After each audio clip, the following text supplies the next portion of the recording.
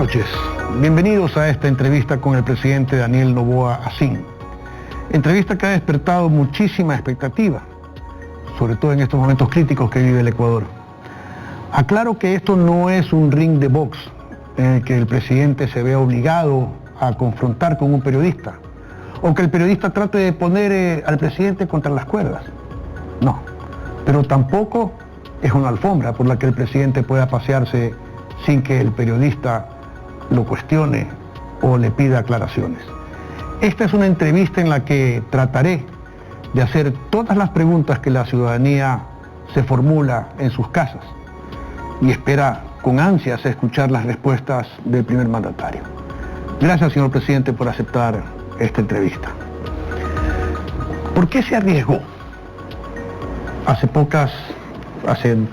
10 días a anunciar cortes reducidos, programados, cuando solamente dependía del factor climático, cuando sabemos que las predicciones climatológicas no son siempre certeras? ¿Por qué se arriesgó? ¿Por qué tomó una decisión y causó ilusiones? ¿No fue una medida populista? Sí, buenas noches.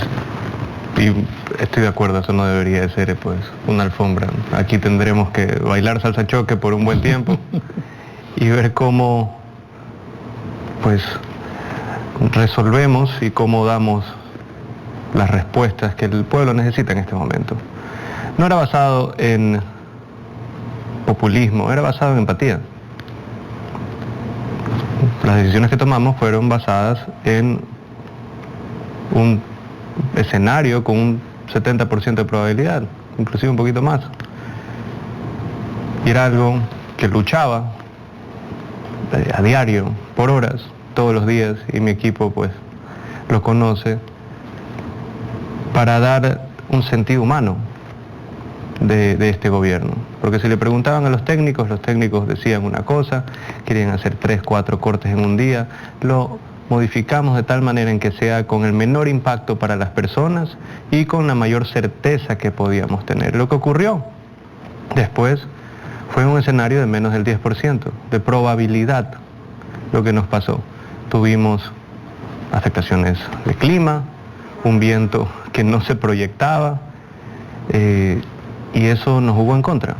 Lamentablemente nos jugó en contra, pero no fue como una medida populista ni una medida de engaño. Fue algo pensando en las personas y dándole la posibilidad de planificación a las personas con la mayor certeza posible. ¿Cuánto le afecta eso en su popularidad y si esta presentación y las próximas que hará son acaso para remediar eso? Mi carrera en la política no es para la siguiente elección, mi carrera en la política es para ayudar a la gente. Y así fue desde el primer día. Afecta, en este momento pues tendremos ahora un poco de científicos y otra gente que dice que lo que hacemos nomás es por campaña, y ellos están en campaña, pero pues en elecciones nunca falta un conchudo. Nosotros estamos haciendo esto por el pueblo, estamos solucionando los problemas para la gente. ¿Por qué? Porque es una democracia y porque nosotros nos debemos a las personas. Por eso es que hemos tomado las medidas a lo largo de este año para nueva generación eléctrica. Asimismo, hemos sacado, digamos, nidos de ratas que habían en ciertas empresas públicas. Hemos sacado funcionarios que respondían a gobiernos pasados y hemos dado una vuelta completa en la administración pública. Ya vamos a tratar de conocer qué es lo que va a hacer, porque yo sé que usted va a tomar medidas y las va a anunciar esta noche. Pero antes de eso, quisiera hacerle notar que usted o su gobierno han sido muy oportunos con su capacidad de reacción en algunos temas. Han tenido una muy rápida reacción, por ejemplo, cuando hubo la toma de TC. Inmediatamente se declaró el conflicto armado interno. O como cuando se supo que iba a fugarse Jorge Glass, se produjo su captura en la Embajada de México. Fueron reacciones muy rápidas, decisiones, yo diría, bien tomadas, y tomadas con prontitud. Pero no ha sucedido lo mismo ni ha tenido la misma capacidad de reacción con el problema eléctrico. ¿Por qué? ¿Por qué tanta demora en reemplazar funcionarios que no funcionaban? Lo hemos hecho. Hemos cambiado funcionarios a lo largo de este año y también... Pero no es muy tarde, no son 5 meses perdidos. Pero le voy a contar lo que se ha hecho. Sí, dígame. También. La primera barcaza, 100 megas. Eso fue hace meses. Álvaro Tinajero, 33 megawatts. Aníbal Santos, 36 megawatts. Santa Elena 2, 8. Esmeraldas 2, 42 megawatts. 34 megawatts en Quevedo 2 recuperados. 85 megawatts en La Trinitaria recuperados. 96 megawatts en Enrique García recuperados. En centrales térmicas que se han recuperado a lo largo del año. ¿Cómo? Con inversiones, así también con mantenimientos que los gobiernos pasados no les dio la gana de hacer. Pero eso empezó en abril, después de la alerta del primer apagón. No, eso empezó desde febrero. Yeah. ¿Qué es lo que ha ocurrido? Tenemos un problema de sequía muy, muy fuerte y también tenemos un problema serio en afectaciones climáticas que nos lo vuelve muy difícil planificar mantenimientos. Le doy un ejemplo. Si es que en junio, julio y agosto, que es el pico de generación en las hidroeléctricas, uno hace mantenimientos en las termos. Si es que no hay ese pico en las hidroeléctricas, no ese pico de humedad o de lluvia, en esos meses no se puede entrar a mantenimiento en las termos, porque ahí sí afectaría directamente a la población y a las industrias.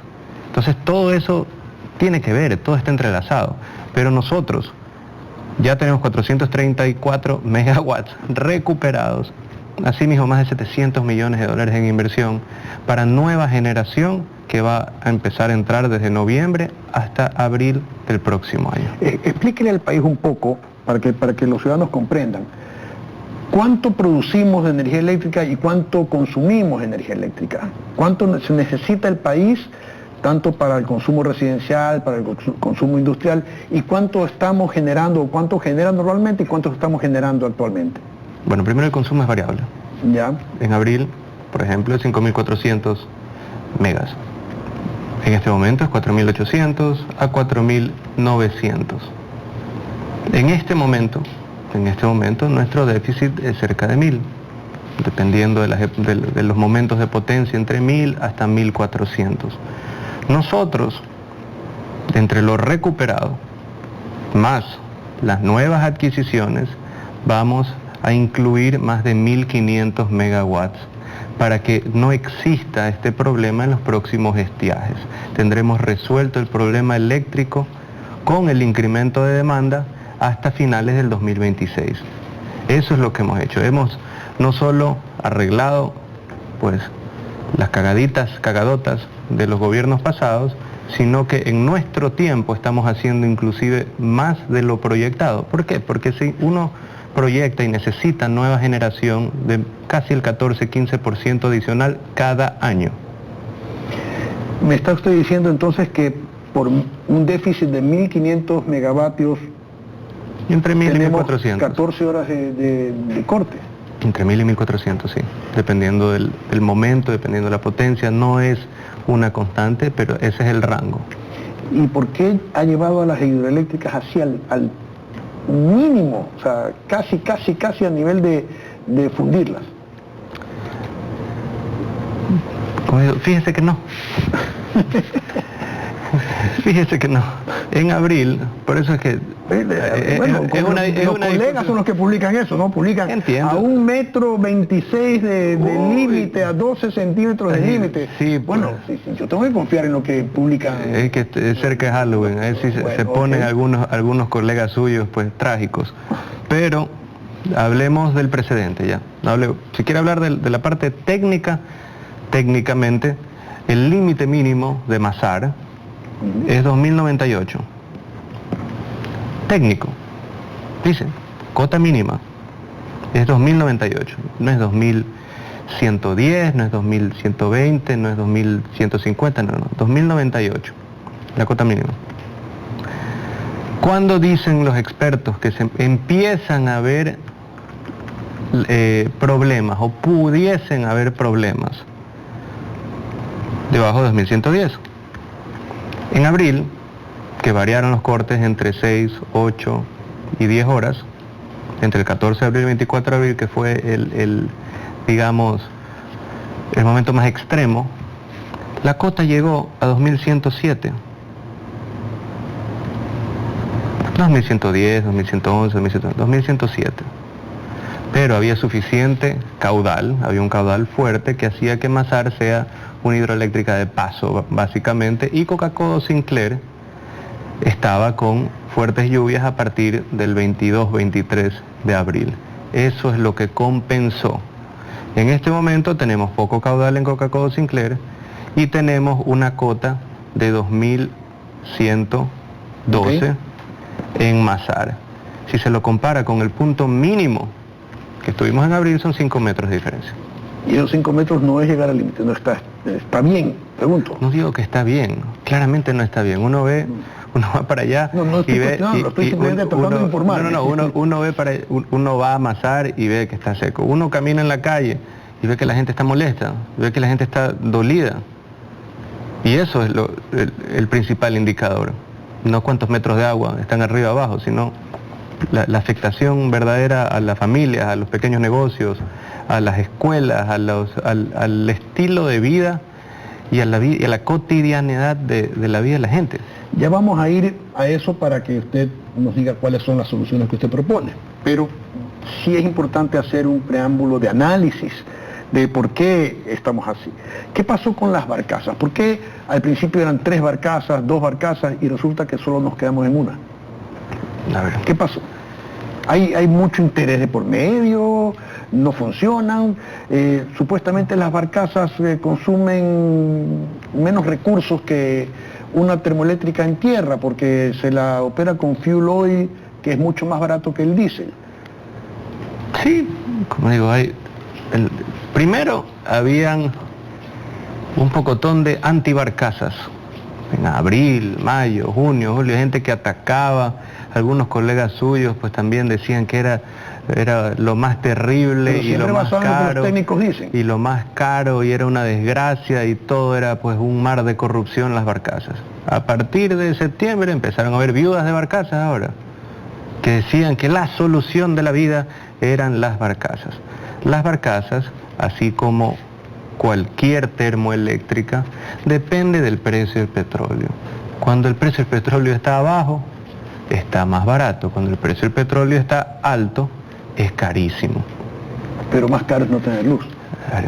Vamos despacito. Ok. Con $1 de diésel para generación se genera lo mismo aproximadamente que con 55 centavos de fuel oil.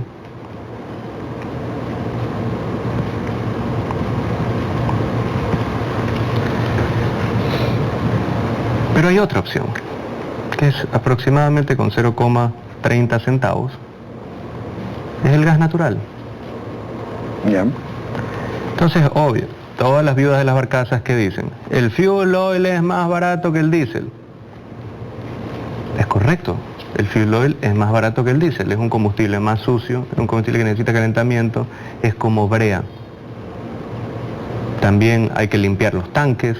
Es un combustible que requiere cierta manipulación para y causa mucha más polución también.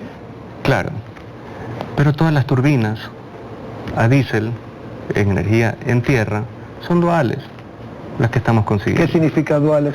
Para que nuestros amigos... Que puede usar diésel o gas natural. En los últimos 10-12 años las turbinas que han generado, que han sido producidas por las compañías más grandes como General Electric son duales, diésel, gas. ¿Por qué? Para la transición eléctrica. El gas es más limpio que el diésel, definitivamente más limpio que el fuel oil y con menos dólares consume más que el diésel, rinde más que el diésel y que el fuel oil. Entonces vamos hacia eso, vamos hacia el futuro. ¿Por qué? Porque estos o compra o alquiler no es que se lo alquilan por un día o por 3 días, se lo alquilan por 2 años. Y estamos trabajando como gobierno para que se pueda explorar gas en el Ecuador, asimismo distribuir gas en el Ecuador para la generación eléctrica. Usted dice que el problema de la crisis energética quedará resuelto definitivamente en el 2026. No, eso no es lo que he dicho. He dicho que con la solución final. No, he dicho que con las medidas que hemos tomado, ahora, con lo que hemos comprado y lo que hemos alquilado a largo plazo, solucionamos el problema energético para 2025 y 26. En el 2026 habrá que adicionar pues unos entre 400 y 500 megas adicional para atender la demanda, el incremento en demanda. Ok, esto me trae entonces a preguntarle, con los proyectos que ya estaban iniciados, ¿es cierto o es falso esto de que los proyectos iniciados por los gobiernos anteriores en su gobierno los dejaron a un lado y privilegió proyectos nuevos que usted ha presentado?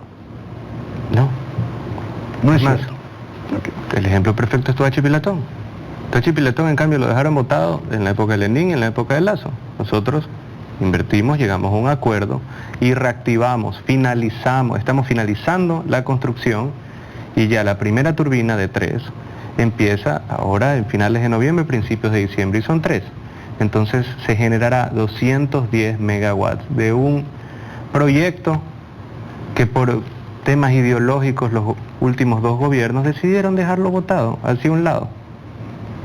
También todos los proyectos privados o públicos privados que estaban en energía renovable, que decían, no, eso ya lo dejamos firmado. No, nadie dejó firmado nada. Eso de ahí necesitaba todavía pasar por diferentes pasos en temas de regulación ambiental, en tema de ponerse de acuerdo con el Estado en los precios finales de venta, y nosotros lo finalizamos. Por eso más de 400 megas han sido añadidos en energía renovable con participación de la empresa privada. Pero tuvo que llegar Inés Manzano al ministerio, puesta por usted obviamente, para que se solucionen esos problemas ambientales, porque las licencias no se dieron quizá con anticipación. Estaban avanzando, pero desde el inicio de este gobierno estaban avanzando. ¿Por qué cambió de ministra? Inés Manzano le metió turbo. Ok, es una buena respuesta. Inés Manzano le metió turbo y salió. Ok. ¿Qué pasa con Energy Kill? ¿Es cierto esto que solamente necesitan las turbinas, que se reactivó ese proyecto en el 2018 y que se volvió a firmar otro acuerdo en el 2023 y que solamente faltan las turbinas? ¿Qué pasa con Energy Kill?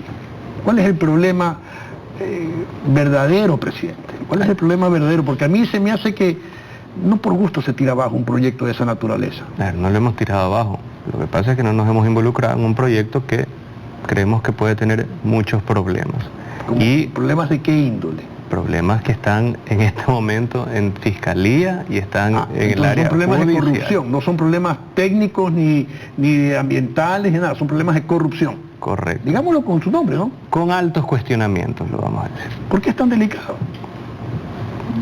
¿Por qué somos delicados? Si alguien está queriendo meterle mano para llevarse un billete con el dolor de la gente que está sufriendo ahora, porque a mí se me hace que hay muchos ecuatorianos... Yo creo que después de meterme a la embajada de México, creo que delicado no es una de las características que me han puesto a mí. Entonces no lo sea. No estoy diciendo que es así. Hay problemas, estoy diciendo que hay problemas de suciedad. Hay serios problemas económica ahí. Sí, correcto. Ya. Hay pitos en los cuales no me quiero meter, que eso de ahí, que la justicia se encargue. Y nosotros estamos buscando otras opciones mejores. O sea que Energy Kill definitivamente no puede avanzar por problemas de corrupción. Así es como me lo han dicho y les creo a las personas que me lo dijeron. Ok, la ley No Más Apagones. ¿Cuánto le ha ayudado al gobierno y qué tan incompleta quedó?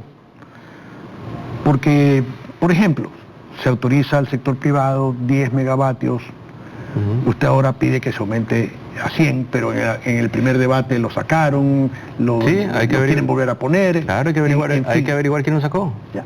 Pero hay que averiguar quién lo sacó. ¿Por qué no se hizo todo desde el comienzo? Pregúntele a la Asamblea. El Ejecutivo presenta una ley. La ley se trata en una mesa, en este caso de la Comisión de Desarrollo Económico, y después de eso se trata en el Pleno. Entonces todos tienen que estar de acuerdo. Avanzamos con eso. Ahora estamos perfeccionando la ley con esta segunda. Y ojalá, espero que las otras bancadas vean la urgencia y vean la necesidad de hacer los cambios que se necesitan en el Ecuador. ¿No es conveniente en estos momentos de crisis sacar provecho de esto y hacer una ley que definitivamente liberalice el mercado energético en el país? Es muy complejo con la Constitución que tenemos, punto 1. Punto 2, si usted me trae un proyecto de más de 150 millones de dólares de inversión privada, yo doy todas las facilidades para que se vuelva una alianza estratégica y se lo haga. ¿Por qué? ¿Y por qué es que no quieren invertir entonces? Pero espérese, ahí le digo, 150 millones de dólares, ¿por qué? Porque entre las inversiones en generación, más transmisión y volverlo un negocio más completo, con 100 megas de techo, van a necesitar como 150 millones de dólares de inversión. ¿Cuántos proyectos así tienen? Sí, dé una carpeta, por favor, yo lo ayudo. No conozco. Pero es no que conozco porque no estoy involucrado en ese sector, pero, ni quiero estarlo. Pero es que no lo hay. Ya. Y nada impide que haya un proyecto de eso, de 150 millones, otro proyecto. Además que, reflexionando un poco, presidente, en este país no hay contrato público alguno que no sea cuestionado. Sí se ha dado cuenta de eso, ¿no? Todo lo cuestionan. Cualquier proyecto, cualquier contrato. Peor en época electoral, país, peor en época electoral. O sea, exacto. Ahorita todos los candidatos presidenciales son expertos energéticos. Ni uno hablaba de electricidad hace 2 meses. Ni un precandidato. Ahora todos son expertos energéticos. Ahora todos dicen que tienen la solución. Y cuando les preguntan cuál es la solución, es lo que nosotros estamos haciendo. Nosotros estamos invirtiendo en energías renovables. Nosotros hemos añadido al parque de generación ya 435 con el mantenimiento de energía termoeléctrica. Nosotros vamos a invertir 710 millones de dólares aproximadamente en compra y en alquiler de nueva generación adicional. Estamos también con la máxima apertura para hacer nuevos proyectos, macroproyectos. Estamos conversando con el gobierno de Francia, inclusive para la alternativa de energía nuclear. Estamos ya haciendo los últimos ajustes para el diseño definitivo de la hidroeléctrica Cardenillo. Estamos en un proyecto también de 80 millones de dólares solar, financiado y por ayuda del gobierno canadiense. Estamos haciendo todo lo que ellos proponen. Ya no sé qué más van a proponer.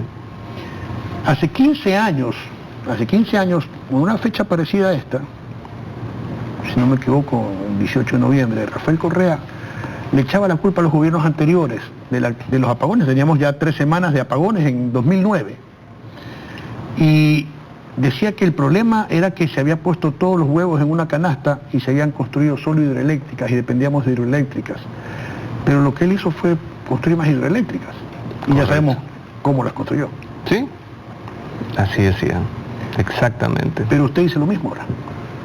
¿Cómo estoy diciendo lo mismo? Estoy hablando de energía nuclear, energía solar, energía eólica también, y asimismo una nueva hidroeléctrica. Entre todo ayuda, todo suma. ¿Por qué? Con el precio de petróleo, si es que el día de mañana hay una guerra mundial y sube a $100, la hidroeléctrica es la mejor opción, o la nuclear. Si es que hay una crisis mundial y el precio de petróleo baja a $40, primero nos perjudicaríamos por los ingresos del Estado. ¿Cuál es una buena opción? Ahí la termoeléctrica o gas natural. Usted tiene que tener un balance.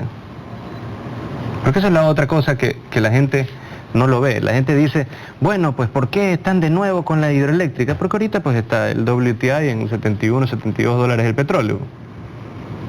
Pero que pase $90.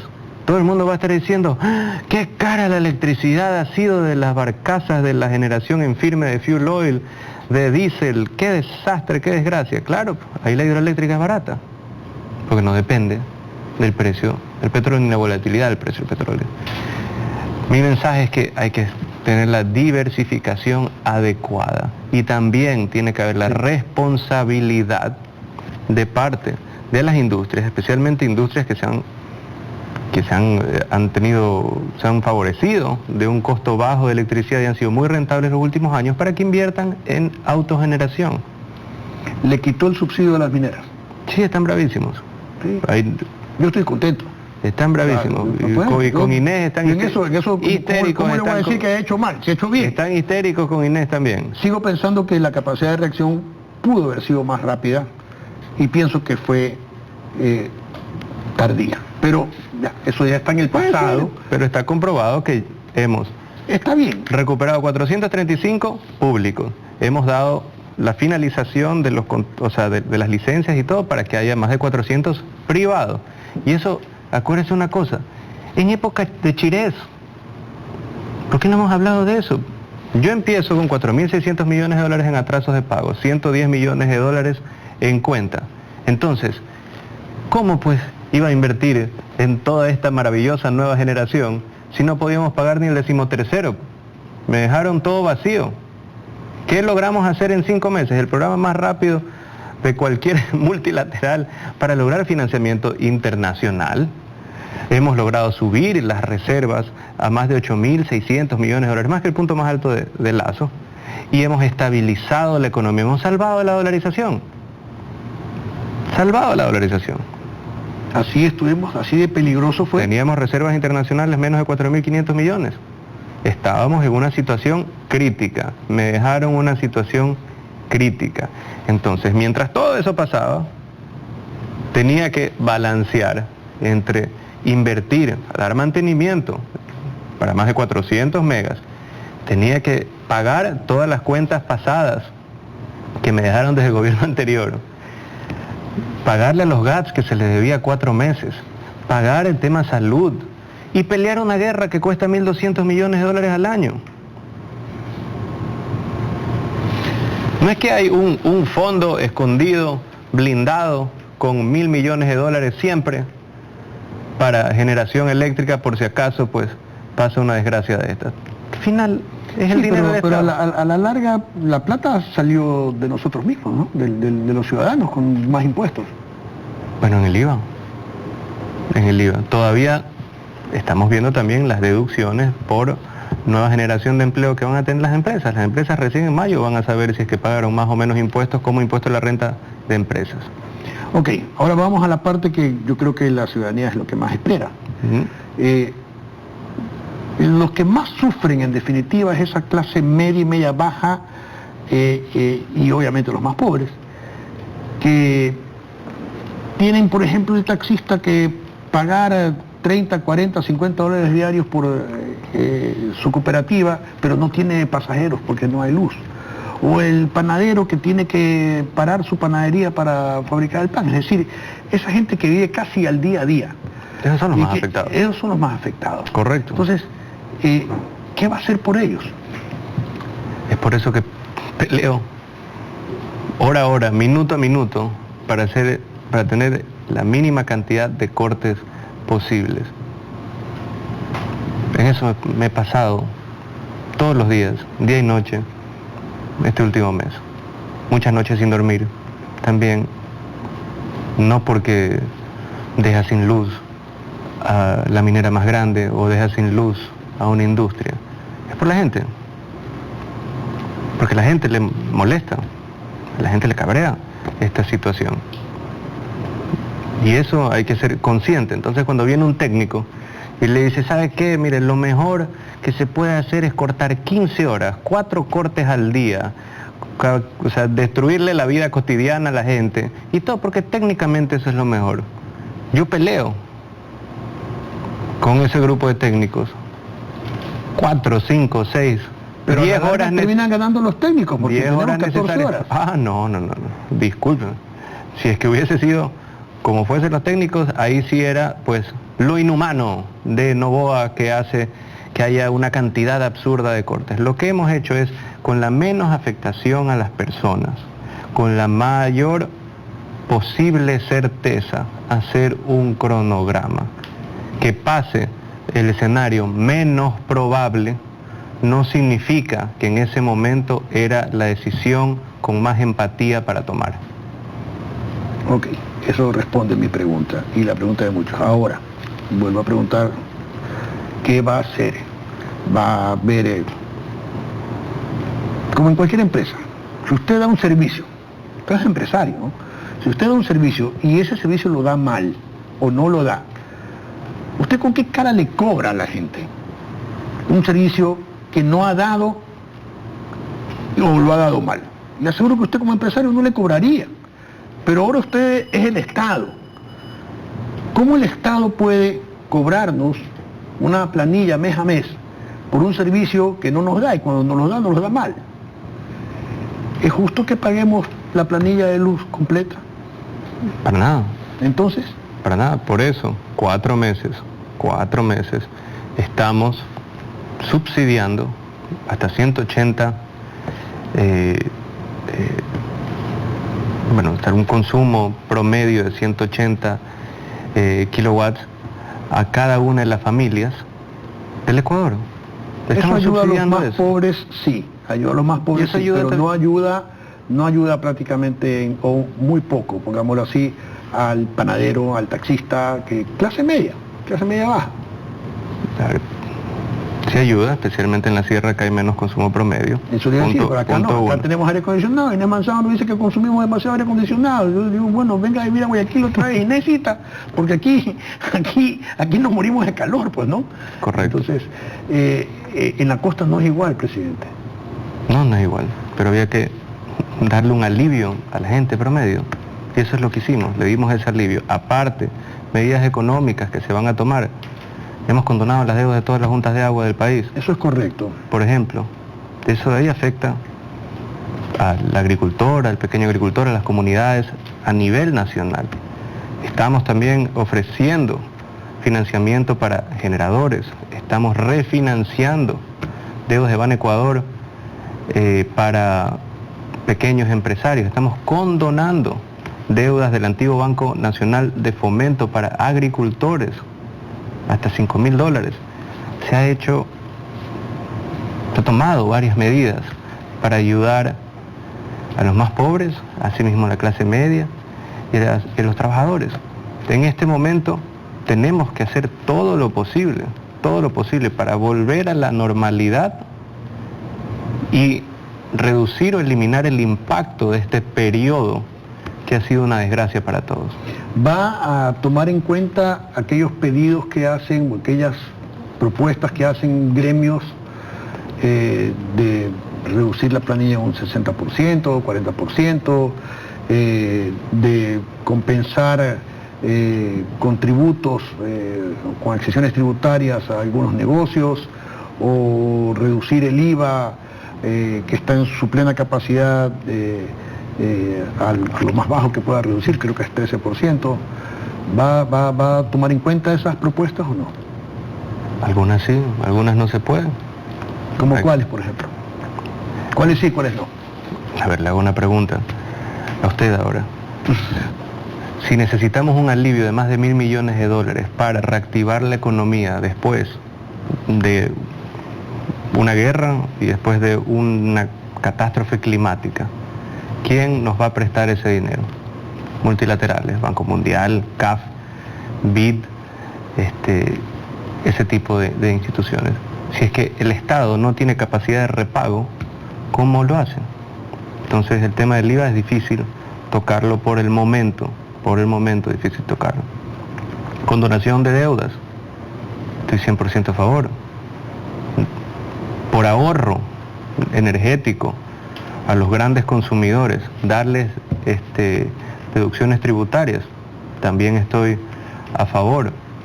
Crédito para el pequeño comerciante, créditos para los agricultores, 500% a favor.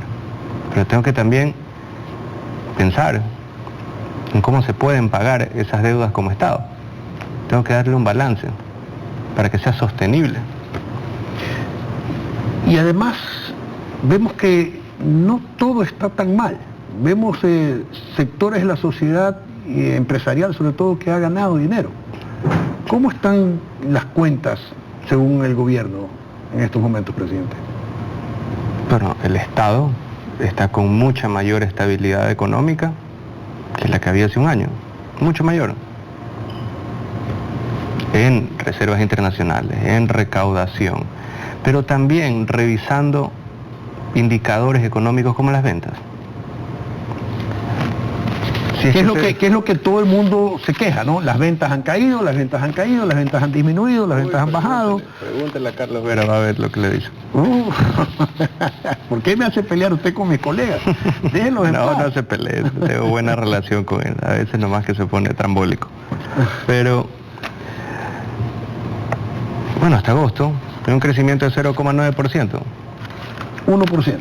En ventas, con todas las desgracias, con guerra, con estiaje, con sequía, con todo. Pero y se puede saber en qué sectores es que... Por supuesto. Son sectores que aumentan. Por supuesto. Porque hay sectores como el sector restaurante que definitivamente ha bajado. No. No ha bajado. Pero ¿en qué momento la gente sale a comer? Bueno, déjeme explicarle un poquito. Y lo cual, no es que estoy satisfecho con esto, ni que estoy contento, ni estoy diciendo que estamos bien. Okay. Eso sí, dejémoslo claro, porque pues no quiero tampoco dar esa impresión de que no, el presidente vive otra realidad, está loco, dice que todos estamos bien. ¿Cómo vamos a estar bien? Estamos con guerra, con problemas energéticos y también con poco consumo local. Consumo local. Esa es la realidad. Ventas locales, estamos menos 1%. Locales. Pero en la tarifa cero, canasta básica, incremento del 1,4% en ventas. Exportaciones, 13% arriba. 13% arriba. Exportaciones, ¿dónde se origina el mayor crecimiento? Bueno, hay crecimiento en todos lados. Hay crecimiento en no petroleras significativo, así mismo como petroleras. Con menor precio igual hay mayor cantidad de barriles exportados. Pero el salto grande es en no petroleras. Ok. ¿Qué es lo que ha pasado? Y eso, para reorganizar la economía del Ecuador, tocaba subir exportaciones y bajar importaciones, para que tu balanza, tu pago esté mejor, para que incrementes tus reservas, para que esté más saludable la economía. Eso es lo que ha pasado. Menos importaciones, vemos los gremios o importadores de autos. Sí, le ha bajado sus ventas, han bajado las importaciones, han subido las exportaciones. Eso en un neto te mejora, te vuelve una economía más saludable. Podríamos decir que tenemos una balanza comercial positiva. Más positiva que antes. Mejor. O menos negativa. Bueno, mejor que antes. Ok. Ya. ¿En qué afecta eso? Eso afecta en ventas locales. Las ventas en tarifa cero, que es la comida principalmente, ha subido. ¿Qué es lo que ha bajado? Los bienes duraderos, los bienes depreciables a 10, 15, 20 años, maquinaria, autos.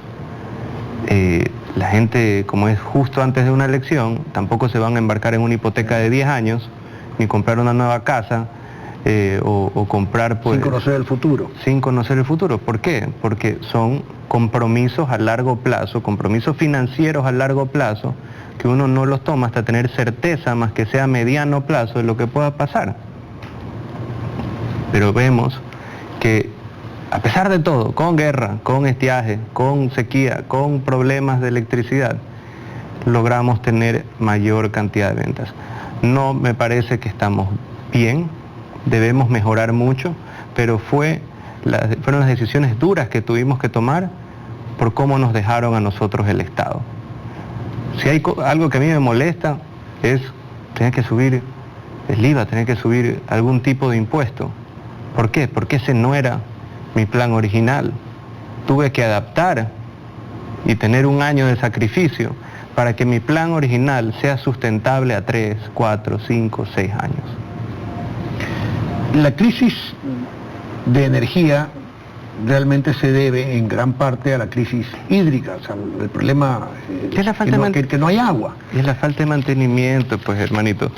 Si es que se ve aquí, los 434 megas que nosotros le hicimos el mantenimiento se lo pudieron haber hecho el año pasado. Había mantenimientos desde el año 2020 sí, que no lo hacían. Antes, ¿no? Pero bueno. ¿Y cómo? Pues acaso yo era de gerente de Selec en el 2020, 21, 22, no, 23. Apenas llegó el gobierno, pero bueno. Yo no le reclamo por eso. Yo estoy tratando de llevar reclamos de la ciudadanía. La ciudadanía dice, bueno, ¿por qué no hizo mantenimiento desde el primer mes? Usted ya me ha contestado, estoy de acuerdo con usted. No es fácil. Sí, yo sé que esto no es fácil. Es una época muy frustrante. Yo entiendo que la gente esté frustrada, sí, como digo, cabreada de lo que está pasando. ¿Por qué? Porque afecta la vida de todos. Afecta la rutina de todos, afecta la vida cotidiana. Creo que la gente sabe que no es su culpa, que usted no es el causante de esto. Sí, pero creen que la gente sabe que usted está haciendo todo lo posible, pero no, la gente no todos, quiere que usted le resuelva. Claro, pero no todos creen que estamos haciendo no todo lo posible, hasta sobreextendiéndonos en lo imposible. Estamos haciendo eso, ¿por qué? Porque queremos volver al día a día, a la cotidianidad de la gente lo antes posible.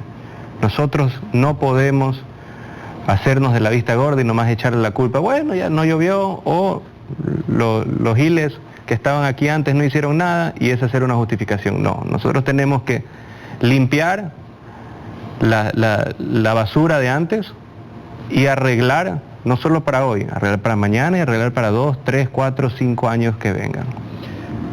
La crisis energética, como le decía, tiene un origen también en la crisis hídrica. Hay sequía en toda la región.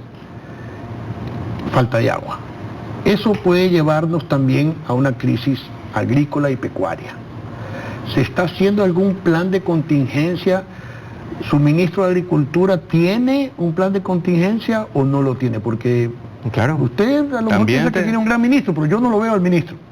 El Ministerio de Ambiente y el Ministerio de Agricultura, los dos están trabajando de la mano para que no haya afectación agrícola. Él ha sido agricultor desde que nació, Danilo Palacios, y es un excelente ministro. No habla mucho, pero es un excelente ministro. Ha logrado no importa que no hable, lo importante es que haga mucho. Por supuesto, ha logrado hacer lo que antes se veía imposible. Llegar a acordar un precio de la leche, acordaron el precio del banano, ha acordado importación de maíz con el gremio maicero, ha apoyado también a los arroceros que han tenido una tercera cosecha este año y ha sido el mejor año del arroz nacional en historia. Entonces, si es que tuviésemos un mal ministro... Sí, puede ser un gran ministro, pero si se olvidó de hacer un plan de contingencia y resulta que por falta de agua tenemos un problema alimentario... No, pero si fuese así, entonces no es un gran ministro. Bueno, es que a eso es lo que estoy tratando de decirle. Entonces, de que hay plan, y no es solo del ministro de Agricultura, también es Ministerio de Ambiente, Agua y Transición Energética. Imagínate usted lo que pasaría si no tenemos un plan y viene una crisis de producción agrícola. Pero por supuesto, pues estaríamos jodidos. Por eso es que estamos trabajando para que eso no pase. Totalmente. Quisiera cambiar otro tema, pero no sé si usted quiera insistir en algo más con respecto al tema energético. Yo estoy aquí para contestar todas sus preguntas. Ok, entonces, ¿terminamos el tema de energía? Sí, el problema no se termina hoy, pero lo vamos a resolver lo antes posible. ¿Pronóstico para cuándo quedará resuelto lo urgente? No lo final, sino lo urgente. No la crisis para el 2025, sino la crisis para este mes. Si todo sale acorde a lo planeado, comparto, como digo, son predicciones, son probabilidades. Deberíamos de estar ya con el problema resuelto en diciembre. La crisis. No, el problema resuelto. Ya no debería de haber apagones en diciembre, con lo que estamos trayendo la nueva generación, en algunos casos hasta volando turbinas, con asistencia pues de los Estados Unidos, de Perú, inclusive nuestro propio avión, el Hércules que nos donaron, trayendo las turbinas vía aérea, después logísticamente llevándolo a Cartagena, Colombia, y de ahí trayendo por camión otras. Así que estamos estamos contra el tiempo, estamos corriendo. ¿Va a ir a visitar al presidente Gustavo Petro? Sí, voy a ir el día martes a la COP. Para él es muy importante la presencia de su país vecino en la COP, así mismo como para mí es importante que él venga a la cumbre iberoamericana. Entonces, en ese caso hay que ser recíproco. O sea, va a tener dos reuniones o dos posibilidades de encontrarse con Gustavo Petro. Sí. ¿Y cree que Gustavo Petro va a aceptarle venderle energía al Ecuador después de la posición de Gustavo Petro con respecto a la Embajada de México, con respecto ojalá. Yo vi ahí en la prensa que hablaba de que hay que ayudar a Ecuador? Hay que ayudar a Ecuador. El primero debería ser él. ¿Cuánto nos está vendiendo de energía Colombia? ¿Cero? Ahorita cero. Cero, Polito, cero. Ok. Un mensaje para Gustavo Petro, ¿no? O sea, si habla de ayudar, que empiece él. Exactamente. Sí. Exactamente. Sí. O sea, estaremos muy agradecidos, pero y no es gratis, pues. Es que venda. Usted sembró con sus declaraciones una enemistad que no debía haberse sembrado y a lo mejor él está tratando de reconciliarse? Bueno, no lo siento así. Yo creo que es más que nada un tema... ¿Son declaraciones políticas? Creo que es más un tema ideológico más que político. De políticos los dos somos jefes de Estado y deberíamos de resolver... ¿Usted me está diciendo que Gustavo Petro no nos vende electricidad por un tema ideológico? Espero que no sea por eso. Ok. Tengo fe de que no es por eso. Ok. Vamos entonces ahora con el tema delincuencia. Estaba viendo cifras del 2023 y del 2024. Las que he alcanzado a ver son de enero a agosto del 2023, no tengo septiembre, y de enero a agosto de 2024. Hay una reducción global, general, del 17% de la criminalidad violenta y de muertes violentas. Correcto. El índice de muertes se ha reducido. Crímenes en general también. Con excepción del mes de agosto. También. Pero más que por una subida en el mes de agosto del 2024, es por una igual. fuerte bajada de agosto del 2023. Agosto a agosto fue igual. El resto, todos los meses ha sido significativamente mejor. Sí. ¿A qué se debe esto? La bajada, la disminución. Es gracias a los operativos, gracias a Mónica Palencia, gracias a las Fuerzas Armadas, a la policía. Gracias al trabajo en conjunto. El trabajo en conjunto, que es el Ministerio de Interior con Mónica Palencia, las Fuerzas Armadas, Ministerio de Gobierno y los gobernadores. Los gobernadores que tenemos han logrado trabajar de la mano con Ministerio de Interior y con Ministerio de Defensa para mejorar la situación significativamente. Miren Esmeraldas, 46% mejor. Guayas, arriba del 20%, o sea, menos del 20%. Hay una reducción del 20% entre Distrito Metropolitano de Guayaquil y la provincia de Guayas. Hay que acordarse quiénes eran los gobernadores anteriores. Algunos son hasta candidatos a la presidencia. Y aún así, fueron gobernadores pasados y ahora hablan de seguridad. Tenemos un caso en Los Ríos, que hay una gobernadora de Los Ríos que quiere ser asambleísta. Ahora, pues, el ex gobernador de Guayas que quiere ser, pues, candidato a la presidencia. Y tenemos problemas de todo tipo ahorita en el Ecuador como para andar escuchando ese tipo de declaraciones y excusas. ¿Por qué Durán se le ha hecho tan complicado todavía? O sea, ¿por qué no? Yo soy de las personas que sostiene que a punta de bala no vamos a lograr pacificar un país, ¿no? Pienso que funciona, pero hay otros temas que son importantes. Pero sí se reduce, obviamente, la delincuencia. Pero ¿qué pasa con Durán, que no logra todavía, no voy a usar términos que puedan causar polémica ni sean conflictivos, no quiero decir, voy a usar la palabra controlar, para no usar otro término que pueda ser problemático? ¿Por qué no se ha logrado controlar todavía el tema de todos los delincuentes que se han ido a refugiar a Durán? Primero, la criminalidad no es estática. especialmente estos grupos narcoterroristas que son altamente móviles. Se van moviendo. Lo mismo le podría decir, ¿qué pasó entonces con Nueva Prosperina? Hemos mejorado Nueva Prosperina significativamente, más del 40-50% en Nueva Prosperina, pero Durán está un poco peor que el año pasado. En el global, la provincia del Guayas está más de un 20% mejor. Entonces, ¿qué es lo que pasa? Se mueven de un lado al otro. Si están siendo perseguidos acá, se mueven a otro lado. Después se los encierran en ese lado, después hay operativos en ese lado. Entonces no es algo que funciona pues perfecto metro cuadrado por metro cuadrado. Tenemos movilidad de ellos. Lo que debemos de ver es la cifra global. Y en la cifra global estamos mucho mejor. El golpe a la narcodelincuencia también ha sido económico. Claro. ¿Cuánto dinero les ha quitado a los narcos? Más de 3.000 millones de dólares. Más de 3.000 millones de dólares. ¿Y eso afecta también a la economía? Que salgan de la economía 3.000 millones de dólares también es importante. Eso sí afecta, pero asimismo no es sostenible tenerlo. No estoy diciendo que deben estar, ¿no? Por si acaso. No es sostenible tenerlo. Ese dinero sucio no justifica la violencia que trae ese mismo dinero sucio y la pérdida de vidas.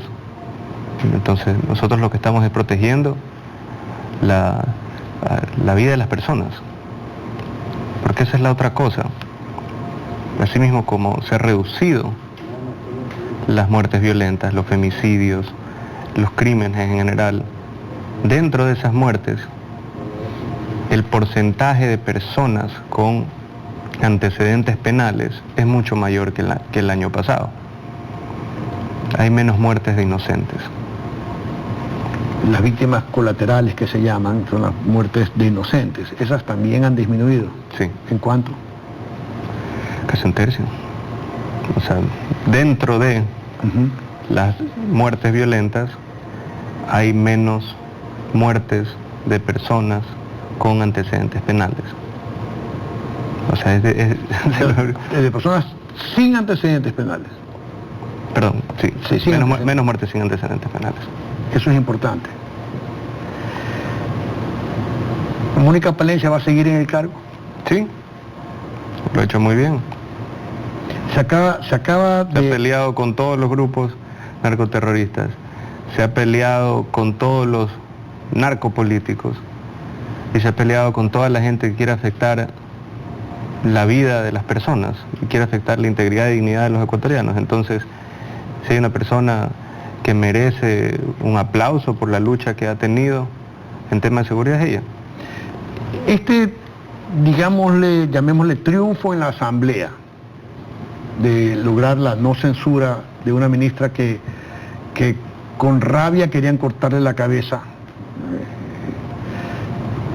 ¿significa que podría consolidar una mayoría también para el tema de las bases extranjeras en el Ecuador, que acaba de ser aprobado por la Corte Constitucional? No lo sabemos, ojalá. Ojalá. El Ecuador lo necesita. Y eso ahí tendrá que preguntárselo a la bancada correísta, que ya dijo que estaba en contra de las bases extranjeras. Bueno, pero la bancada correísta acaba de perder, ¿no? Acaba de perder, pero es una reforma constitucional en la cual se necesitan 92 votos y por lo menos un porcentaje pequeño de esa bancada va a tener que votar a favor para que pase. No tiene los 92 votos con los otros movimientos y los otros partidos. No. Sabemos que ahorita hay un bloque correísmo social cristiano que están juntos pegados pues con cemento de contacto y el resto que a veces votan con el gobierno. Pero los socialcristianos han dicho que ellos están de acuerdo con las bases extranjeras. También dijeron que no iban a votar a favor de la censura de Mónica Palencia y después salieron con que sí. Entonces hay veces que sí, hay veces que no, hay veces que se arrepienten. Ya veremos qué pasa. El Ecuador los rechazará si es que no votan a favor de las bases, porque la gente lo quiere, la gente vivió eso, vio que había menos violencia, había menos narcotráfico, había más control y había más apoyo internacional. ¿El movimiento Construye se está convirtiendo en una especie de aliado oculto de ADN o del gobierno? La verdad no lo sé. Ojalá, más que aliado del gobierno, que voten. Aliado oculto he dicho, ¿no? Porque por un lado votaron consecuentemente con el gobierno, pero al mismo tiempo decían que el gobierno ha hecho que descalifiquen su lista de asambleístas. Y me echan a mí la culpa de todo, pues. El mismo, quién sabe qué pasa y me van a echar la culpa. Bueno, también. antes todo era culpa de Correa, ahora dicen que es culpa de Noboa. Sí, pues. ¿Qué le puedo decir ahí? Lo que sí es que espero que voten en los temas importantes, en los temas en que van a mejorarle la vida a los ecuatorianos. Ya más que una nueva mayoría, una alianza, un pacto, esto que lo otro, que voten por las cosas que le mejoran la vida a los ecuatorianos y punto. La gente está harta de la asamblea. Llevamos casi una hora de entrevista, presidente, y se nos ha pasado bastante rápido. No quisiera terminar sin tocar el tema político, netamente político. ¿Usted reconoce, o es cierto o es falso, que sus preferencias electorales han disminuido un poco por el tema de los apagones? Claro. O sea, yo estaría, si fuese un ciudadano normal, yo estaría cabreado con el presidente si es que hay apagones, sea culpa de él o no. Y eso es lo que se ha visto. ¿Cuánto le ha afectado? No lo sé. Eso habrá que preguntárselo. ¿Pero usted no tiene las encuestas? Sí, tenemos encuestas.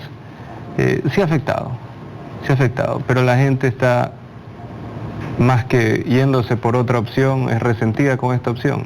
La gente está buscando una razón para volver a confiar en este gobierno y nosotros se la daremos. Está siendo muy sincero, presidente, lo siento, o sea, lo veo muy sincero. La gente está... ¿Esa sinceridad en estos momentos no le afecta? O sea, si es que la sinceridad afecta para mal, pues no me importa que me afecte. O sea, yo tengo que hablar a la gente y decirle las cosas como son. Y cuando tengo que resolver un problema como este, tengo que resolverlo, tengo que hacerle frente. Y el hecho de que no haya salido, pues, en el noticiero de Coavisa a explicar, pues, cada cosa, no significa que no hemos estado trabajando día y noche, 20 horas al día, sin poder dormir, pensando cómo reducimos los cortes. Pensando, chuta, pues acá los técnicos me dicen que corte pues casi que todo el día, yo no le quiero afectar así a las familias, ¿cómo le cortamos menos? ¿Cómo redireccionamos el racionamiento? Todo eso es el día a día. Y eso es lo que me puso aquí en este lugar y probablemente eso es lo que me mantenga en este lugar. La gente quiere saber qué es lo que estamos haciendo, qué es lo que vamos a hacer y la voluntad de hacerlo. La voluntad de hacerlo. La gran mayoría de la gente sabe que no es nuestra culpa necesariamente cómo llegamos aquí, a este punto. Pero quieren ver acción. Quieren ver a esa misma persona que declaró la guerra a los narcoterroristas, que metió preso a Glass y a Muentes, esa misma persona que le habla que enfrenta los problemas. Y los estamos enfrentando. Y esto se va a resolver pronto. Ahora, algunos me echarán la culpa. Cuando se resuelva, los más odiadores dirán que es gracias al clima. Al final lo que me importa es que ya de aquí a principios de diciembre las familias ecuatorianas tengan su vida normal. Se me quedan algunas preguntas. No voy a preguntarle por otros candidatos porque eso sería solamente provocar que ellos respondan y darle más importancia, así que no voy a tocar otros candidatos. Se me quedan preguntas también relacionadas con el tamaño del Estado, se me quedan preguntas relacionadas con...